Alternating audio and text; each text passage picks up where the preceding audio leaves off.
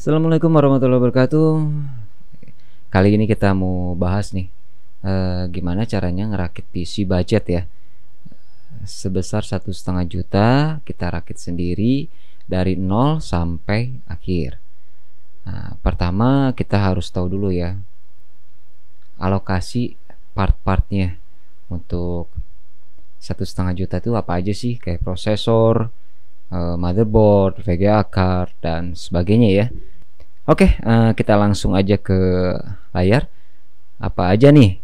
Kira-kira gimana sih hitungannya? Gimana alokasinya? Masing-masing partnya? Kita langsung aja ya. Nah, ini komposisi untuk konsep PC build-nya saya pakai yang ini ya. Budgetnya 1,5 juta. Untuk prosesor, motherboard dan cooler itu sekitar 40% dari 1,5 juta. Jadi totalnya alokasinya 525.000. Untuk VGA cardnya sendiri saya bawa 30%, RAM-nya 10%, PSU 5%, harddisk atau SSD ya, storage ya. Storage-nya 10% dan cache plus aksesoris dan kabel lah. Kayak kabel SATA, kabel power itu sekitar 5%. Bebas kok kalian berkreasi aja enaknya seperti apa, susunannya kayak gimana. Kenapa saya kayak gini? Karena saya lebih mengedepankan kalau rakitan tuh di prosesor dan VGA ya, untuk performa yang lebih tinggi. Oke, sekarang kita lihat ya cara cari barangnya seperti ini. Ini estimasi komponen PC-nya untuk 525.000. Ini ada beberapa pilihan sebenarnya. Untuk 525.000 kita bisa bawa LGA 775 misalkan. LGA 775 dengan core 2 quad, atau kita bisa bermain di H61. H61 ya 2 core lah ya, kurang lebih ya, 2 core. Nah, kalau kita lihat di 525, anggapannya gini, kalau misalkan LGA 775 berarti motherboardnya sendiri sudah 150.000, masih ada sisa 400.000 lebih untuk prosesor. Nah, kalau nggak salah sih LGA 775 ya, untuk 400-an tuh nggak ada ya prosesornya ya. Jadi bisa dialokasi ke VGA card sisanya, atau kita push aja semaksimal mungkin ya. Kita bisa pakai H61. H61 kurang lebih motherboardnya sekitar 350.000 ya. Terus ditambah prosesornya ini bentar 525 dikurangin 350.000 berarti sekitar 175 ya. Berarti kalau enggak i3 2100, mungkin bisa i3 2100, nanti kita lihat ya. Ini kita lihat aja dulu di sini benchmark. Pertama untuk prosesor kita bisa pakai patokan di CPU benchmark.net ya. Ini kita bisa lihat benchmark masing-masing prosesor dari soket-soketnya nih, LGA 1155, LGA 1156, LGA 775 dan sebagainya. Ini kalau kita mau main di H61 kita disorotkan ke LGA 1155. Di sini kelihatan banget benchmark masing-masing prosesornya. Oke, ini kita cari coba i3 2100. Dia dapat benchmark di 1792 ya. Kita lihat harga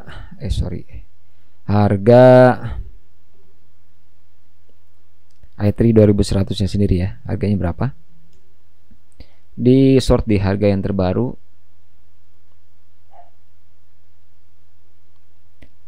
Oke, ini kita bisa lihat ya di sini i3 2100 itu harganya ada yang jual 250.000, ada yang jual 220.000. Berarti kurang lebih sekitar 200-an lah ya.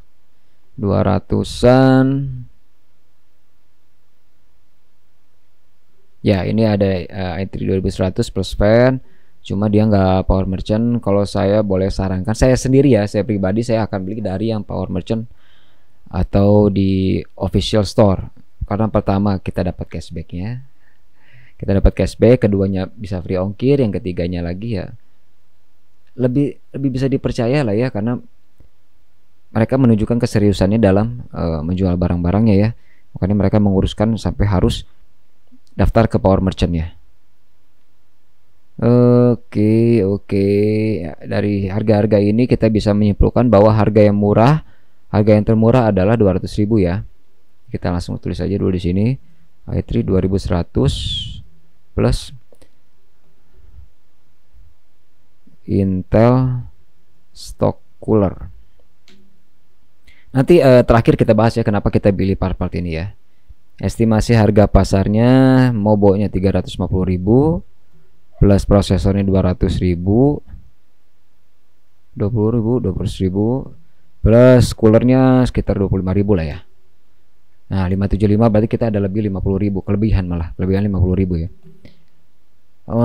VGA card nanti kita diakhirkan dulu. Ini RAM-nya 10%. RAM 10% adalah 225.000, berarti kita kurang lebih dapatnya 4GB lah ya, 4GB DDR3 dual channel, jadi itu tuh sekitar 150.000, 2 kali 2GB ya, 150.000. Power supply-nya 5%, 75.000. Nah ingat ya, untuk power supply kita sebenarnya masuknya ke dana standar ini ya, power supply standar dengan harga 75.000 ini. Tapi usahakan minimal PSU Korea lah ya, minimal PSU Korea, karena kalau PSU bawaan casing kurang awet lah, meragukan ya. Jadi anggap kita bawa PSU Korea cukup 500 watt aja ya, sekitar pasaran 125.000 lah ya di pasar ya. Sama dengan 125.000. Hard disk drive SSD 10%. Kita bawa 150.000, berarti kita bisa pakai hard disk drive 500GB yang harga standarnya adalah 150.000. Biasanya harddisk 150.000 500GB itu kita bisa dapatin second atau new refurb ya. New refurbish itu adalah second yang sentinelnya random ya. Sentinel health itu biasanya harddisk drive sentinel itu random tapi dijadikan 100% ya. Oke, ini udah dapat, ini kita udah habis 1 juta nih. Habis 1 juta berarti kita harus cari VGA card-nya aja dulu ya. VGA card yang range harganya sekitar 450 maksimal, karena nanti sisanya buat ke casing dan kabel-kabel ya. Untuk VGA card-nya kita bisa lihat pertama di graphic card comparison ini nih, logical increments ya. Logical increments ini kita bisa lihat di sini, kita drag dulu paling murah lah. Nah ini nih, grafik card ini masuk di good enough for most classic game, jadi masih bisa main game-game klasik katanya ya. Nah yang ini bisa di indie games, kita sesuaikan dengan budget kita, yaitu sebesar 450.000 maksimal. Berarti kita bisa bawa coba ya, kita masukkan aja salah satu di sini aja ya. GTX 450 kayaknya kelebihan ya, kita kurang dana ya. SD 5670 4670, coba ya, kita pakai SD 5570. Berapa harganya? Harga pasarnya sekarang 5570 adalah, ini ada yang jual 255.000. Udah cuma segitu doang yang jual. SD 5570 segitu doang yang jual. Kita lihat SD 4670. Pokoknya ingat ya, kalau kita mau nyari barang jangan terpatok dengan satu seri. Kita harus coba cek juga seri-seri yang lain yang sekelas ya, mungkin harganya lebih bagus gitu. SD 4670 300-an. Oh, susah sekali ya. Sebenarnya sih jujur kalau saya sarankan sih bawanya SD 5770 ya, minimal lah. SD 5770 1GB GDDR5. Cuma yang jadi masalah nanti budgetnya akan bengkak, karena SD 5770 tuh di pasar tuh 500.000. Tapi nggak apa-apa lah ya, kita masukin aja dulu. Ini kita bawa SD 5770 1 GB GDDR5 karena menurut saya ini harganya yang paling bagus. Yang kedua yang paling bagus selain SD 6850 kalau nggak salah kurang lebih di 550 sampai 600 ribuan lah, tergantung seller yang jual ya. Ini kita bawa harga-harga standar aja ya. Ini budget udah pas 1,5 juta. Nah, berarti kita ngerakit komputer ini tanpa casing dan kabel-kabel lah ya. Apa casing dan kabel-kabel. Jadi kalau misalnya kalian ingin tambah casing dan kabel-kabel, ya tinggal dialokasi lagi aja lah, ditambahin lagi dananya ya. Oke, jadi ini yang kita dapatkan. Sekarang alasannya kenapa saya milih part-part ini ya.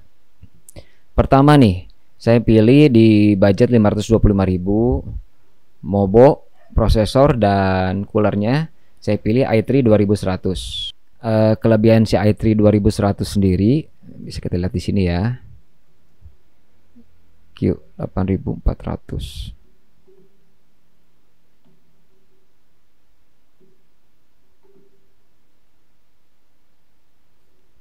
Nah, ini ya, kita bisa lihat di sini. i3 2100 unggul 20%. Nah, bisa kelihatan dari sini semua ya. i3 2100 masih di atas Q8400. Itu yang pertama. Performanya ya. Sedangkan harga Q8400 itu di harga 130.000. Tapi kelebihannya harga 775 adalah harga motherboardnya murah. Tapi jangan lupa LGA 775 tuh udah termasuk yang lawas banget ya. Lawas banget, takutnya nanti kedepannya banyak yang gak support di beberapa game atau bahkan di beberapa software. Jadi saya lebih menyarankan minimal di H61 lah. Jangan ke H55 ya, H61 Gen 2, Gen 3 prosesornya. Nah, yang saya ambil di sini disesuaikan dengan budget adalah i3 2100. Karena lumayan untuk beberapa game dia udah ya lumayan lah, untuk beberapa game dia udah bisa kok, udah sanggup. Single core-nya jauh lebih besar daripada Q8400 nih. Kita bisa lihat di sini. Quad core speed-nya juga, multi core-nya aman ya, multi thread-nya udah lebih besar. Itu kenapa saya sarankan i3 2100. Nah, untuk VGA card-nya saya sarankan HD 5770 1GB GDDR5. Kenapa? Karena untuk di range harga 500. Ini kita bisa lihat dari sini. Ctrl F HD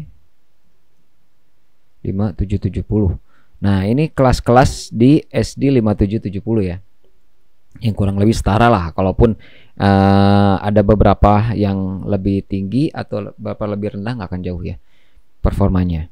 Nah, dibandingkan dengan GT 740 ya. GT 740 itu harga di pasaran udah kurang lebih sekitar 700.000 ya, kalau nggak salah ya. GTX 650 pun sama, itu harganya sekitar 650.000 ke atas. GTX 560 sama, dan boros daya ya, jauh banget boros dayanya. GTX 460 dia menggunakan 2 kali 6 pin juga, sama dia boros daya banget. GTX 260 apalagi, SD 7750 dia irit daya, tapi harganya tidak irit ya. Harganya kurang lebih sekitar ya sama 650-an, 600 ke atas lah. R7 250 GDDR5. Nah, ini nih ya. Kalau misalkan nggak dapat SD 5770, pilihannya ada di R7 250 tapi yang GDDR5, bukan yang DDR3. Untuk performa yang mirip-mirip ya. R7 250 dia lebih irit tanpa power pin, itu harganya kurang lebih 550-an lah ya ke atas. Terus ya cuma segitu sih. Makanya saya pilihan antara SD 5770 atau R7 250. Tergantung nanti kalian hokinya dapat di yang mana. Syukur-syukur dapat R7 250 ya. Itu ya, itu dari VGA card-nya. Kalau dari RAM 4GB DDR3 dual channel.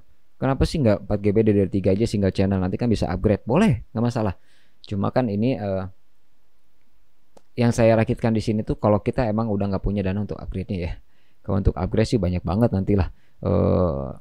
Apa namanya tuh, opsi-opsi lainnya tuh masih banyak. Oke. 4GB DDR3 kurang lebih cukup untuk beberapa klasik game dan Win 7 lah ya. Ini paling saya install Win 7 nih. Kayaknya kalau Win 10 kayaknya kurang berani kalau 4GB ya. PSU-nya saya bawa PSU Korea 500 watt. Meskipun lebih besar budgetnya, tapi saya nggak mau beresiko nanti dengan sistem yang kurang suplai daya ya. Kalau saya pakai PSU bawaan casing, makanya saya pakai minimal PSU Korea lah. Itu pun sudah dites dulu sebelumnya, tegangannya nggak boleh drop sama sekali ya, harus stabil tegangannya. Kan itu yang penting. Storage-nya saya pakai harddisk 500 GB karena disesuaikan dengan budgetnya 150.000. Casing dan aksesoris saya nggak pakai. Karena apa? Karena dananya udah mentok 1,5 juta ya. Nah, gimana nanti performanya di PC ini? Apa maksudnya? Sorry, di rakitan ini performanya seperti apa? Dia sanggup main game apa aja sih dengan part-part yang kayak gini gitu ya? Itu akan kita tes ya, kita coba di video selanjutnya. Karena di sini saya cuma mau sharing aja nih sebenarnya, ini hanya mau sharing aja gimana sih caranya ngerakit PC dengan budget yang sudah ditentukan sebelumnya ya. Jadi pertama kita simpulkan, pertama kita harus tentukan dulu persentase alokasi dari setiap partnya akan masuk ke mana aja nih, seperti ini. Prosesor, motherboard, cooler maunya berapa persen, VGA card-nya berapa persen, RAM-nya berapa persen, PSU, hard disk, dan casing. Nah, kalau itu udah dapat semua, baru kita lihat di benchmarking. Benchmarkingnya di sini ada beberapa prosesor. Atau kita bisa lihat dulu di harga ya, harga prosesornya berapa, yang di pasaran seperti apa. Nanti kita ada dapat beberapa opsi, misalkan 2 atau 3 pilihan prosesor, kita langsung lihat cek di benchmarkingnya. Bisa lihat di cpubenchmark.net. Di sini lengkap kok, ada sampai soket-soketnya juga lengkap, kita tinggal pilih aja mau yang mana. Terus untuk VGA card-nya sendiri sama ya. Untuk VGA card-nya sendiri kita bisa lihat dulu range harga untuk VGA card dengan budget kita dapatnya VGA card apa aja. Nanti kita baru perbandingan, buka di CPU benchmark, tomshardware.com atau di logicalincrements.com. Ini sama aja, bisa membantu kalian untuk menentukan VGA card yang paling terbaik di budget yang sudah ditentukan ya. Oke, kalau untuk RAM itu ya, untuk RAM menyesuaikan lah ya. Yang pasti usahakan minimal 4 GB, jangan yang 2 GB 2 GB lah. Kayaknya udah banyak nggak cukupnya kalau 2 GB, sayang banget. Jadi minimal 4 GB, kalau bisa usahakan 8 GB. PSU-nya usahakan minimal PSU Korea ya. Minimal PSU Korea yang tegangannya juga nggak drop ya. Kalau tegangan drop sih sama aja, malah lebih parah daripada PSU bawaan casing ya. Storage-nya harddisk 500 GB, bagusnya SSD, cuma ya balik lagi kita tergantung budgetnya ya. Casing sisanya lah, casing mau casingnya hancur atau kayak gimana tuh, custom kayak custom gaming ya, itu mah tergantung nanti kita budget sisanya ada berapa. Oke, itu aja mungkin sekian cuap-cuapnya hari ini, semoga ada manfaatnya. Mohon maaf kalau misalnya banyak gak nyambung atau kurang bisa ditangkap maksud saya kemana. Ini cuma ngobrol-ngobrol aja lah, ngobrol-ngobrol sekitar sharing aja. Kalau misalkan ada yang mau ditanyakan, bolehlah komentar aja di bawah. Oke, thank you. Assalamualaikum warahmatullahi wabarakatuh.